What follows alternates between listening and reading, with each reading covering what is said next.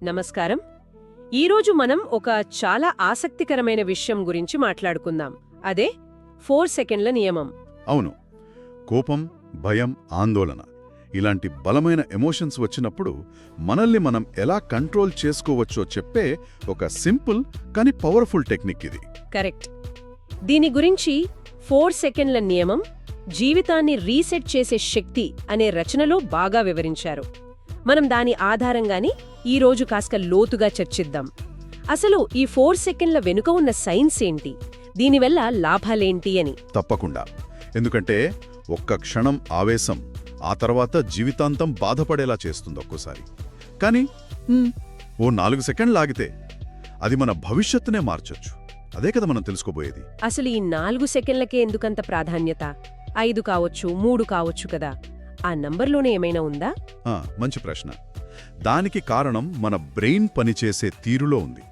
ఇప్పుడు మనకు టక్కున కోపంగాని భయంగాని వచ్చిందనుకోండి, అవును, అప్పుడు మన మెదడులో అమిగ్డాలా అనే ఒక భాగం ఉంటుంది. అది వెంటనే రియాక్ట్ అవుతుంది. దాన్ని మన ఎమోషనల్ బ్రెయిన్ లేదా ఫైట్ ఫ్లైట్ రెస్పాన్స్ సెంటర్ అనుకోవచ్చు. చాలా ఫాస్ట్ అది. ఓకే, అంటే ఎమర్జెన్సీ బటన్ లాంటిదన్నమాట. మరి ఆలోచించే బ్రెయిన్ సంగతేంటి? అక్కడే అసలు పాయింట్. లాజికల్గా ఆలోచించి మంచి చెడు బేరీజ్ వేసుకుని కరెక్ట్ నిర్ణయం తీసుకునే భాగం అంటే ప్రీఫ్రాంటల్ కార్టెక్స్, మన బ్రెయిన్కి సీఓ లాంటిదనమాట. అది యాక్టివేట్ అవ్వడానికి, సిచ్యువేషన్ని ప్రాసెస్ చేయడానికి కొంచెం టైం పడుతుంది. ఎంత టైం? సుమారుగా ఓ 4 సెకండ్లు. అందుకే ఆ గ్యాప్ ఇవ్వడం వల్ల మనం కేవలం ఎమోషన్తో కాకుండా ఆలోచనతో, అంటే ప్రీఫ్రాంటల్ కార్టెక్స్తో రెస్పాండ్ అయ్యే అవకాశం దొరుకుతుంది.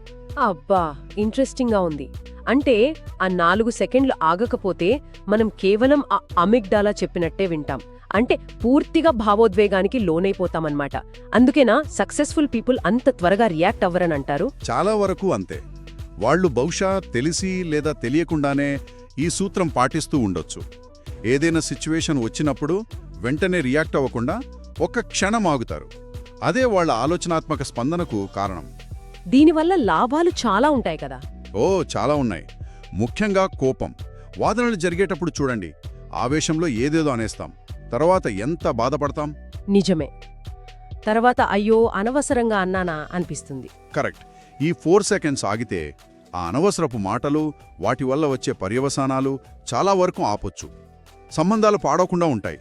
ఇది కేవలం మాటలకేనా, లేక పెద్ద పెద్ద నిర్ణయాల విషయంలో కూడా హెల్ప్ అవుతుందా? ప్రతి విషయంలోనూ. వ్యాపారంలో తొందరపడి పెట్టుబడి పెట్టడం కావచ్చు, చదువులో ఏదో తెలియని దానికి టెన్షన్లో తప్పు సమాధానం రాయడం కావచ్చు, ఇలాంటివి. ఆ 4 సెకండ్లు ఆగితే మన ఆలోచించే బ్రెయిన్కి, అంటే ప్రీఫ్రాంటల్ కార్టెక్స్కి కొంచెం టైం దొరుకుతుంది పరిస్థితిని అనలైజ్ చేయడానికి. దానివల్ల బెటర్ డిసిషన్స్ తీసుకుంటాం. ఎగ్జాక్ట్లీ. అంతేకాదు, ఇలా ఆలోచించి సమాధానం చెప్పినప్పుడు మనల్ని మనం కంట్రోల్ చేసుకోగలుగుతున్నామనే ఫీలింగ్ వస్తుంది. దానివల్ల సెల్ఫ్ కాన్ఫిడెన్స్ కూడా పెరుగుతుంది. అవును కదా. ఎదుటివాళ్లు కూడా మనల్ని గౌరవిస్తారు. ఆవేశపడేవాళ్లకన్నా కామ్గా ఆలోచించి మాట్లాడేవాళ్లకే విలువ ఎక్కువ ఉంటుంది. కరెక్ట్. అవకాశాలు కూడా పోగొట్టుకోం. ఈ మూలంలో ఒక కుర్రాడి కథ చెప్పారు. అతనికి విపరీతమైన కోపం, వెంటనే రియాక్ట్ అయ్యేవాడు. దానివల్ల ఉద్యోగాలు పోయాయి, ఫ్రెండ్స్ దూరమయ్యారు, ఇంట్లో గొడవలు. అయ్యో, చాలా కష్టపడి ఉంటాడు. మరెలా మారింది పరిస్థితి? అతను ఈ 4 సెకండ్ నియమం గురించి తెలుసుకున్నాడు. సరే, ప్రయత్నిద్దాం అనుకున్నాడు. ప్రతిరోజూ ప్రాక్టీస్ చేయడం స్టార్ట్ చేశాడు.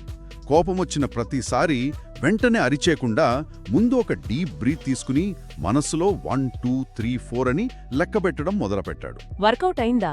ఆశ్చర్యంగా 3 నెలల్లో అతని లైఫ్లో పెద్ద మార్పొచ్చింది. కొత్త జాబ్ వచ్చింది, పాత స్నేహితులు దగ్గరయ్యారు, ఇంట్లో ప్రశాంతత. సింపుల్గా చెప్పాలంటే ఆగడం అతన్ని గెలిపించింది. గ్రేట్. వినడానికి సింపుల్గానే ఉంది. మరి నిజంగా ఆవేశంలో ఉన్నప్పుడు దీన్ని పాటించటం ఈజీయేనా? ఎలా ప్రాక్టీస్ చేయాలి? కొంచెం ప్రాక్టీస్ కావాలి మొదట్లో. కానీ పద్ధతి చాలా సింపుల్. ఒక 4 స్టెప్స్ గుర్తుపెట్టుకుంటే చాలు. కోపం, భయం, టెన్షన్ లాంటి స్ట్రాంగ్ ఎమోషన్ వచ్చినప్పుడు వెంటనే ఏమీ చేయకుండా ఒక్క క్షణం ఆగి లోతుగా శ్వాస తీసుకోవాలి. ఓకే. First step breathing. అవును. రెండోది, మనస్సులో నెమ్మదిగా 1 నుంచి 4 లెక్క పెట్టాలి. ఆ లెక్కింపు బ్రెయిన్కి కొంచెం టైం ఇస్తుంది. 1 2 3 4. సరే, మూడోది, ఇది చాలా ముఖ్యం. ఆ టైంలో మనల్ని మనం ఒక ప్రశ్న వేసుకోవాలి. నేనిప్పుడు రియాక్ట్ అవ్వబోయే తీరు అది నా లక్ష్యాలకి, నా లాంగ్ టర్మ్ గోల్స్కి హెల్ప్ చేస్తుందా అని. సెల్ఫ్ క్వశ్చన్ ఇది కీలకమనిపిస్తోంది. మన చర్యల వల్ల ఏమవుతుందో ఆలోచించేలా చేస్తోంది. కరెక్ట్. ఇక 4వ స్టెప్, ఈ ఆలోచన తర్వాతే స్పందించాలి. అవసరమైతే ఆ టైంలో సైలెంట్గా ఉండటం కూడా ఒక మంచి స్పందనే. బాగా చెప్పారు. చాలా క్లియర్గా ఉంది.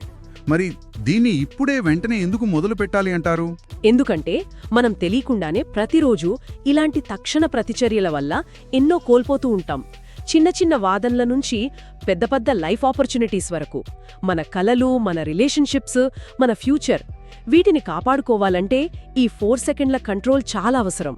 నిజమే. ఎంత త్వరగా దీన్ని అలవాటు చేసుకుంటే అంత బెటర్. మన జీవితం మన చేతుల్లోకొస్తుంది.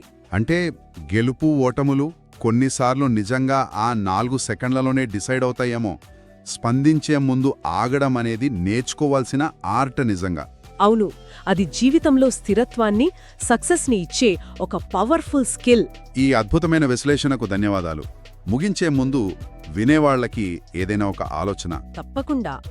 ఒక్కసారి ఆలోచించండి, మనం ఎదుర్కొనే ప్రతి సవాలు తర్వాత వచ్చే ఆ 4 సెకండ్లు, అవి మన కలల జీవితం వైపు మనం వేసే మొదటి అడుగు కాగలవా?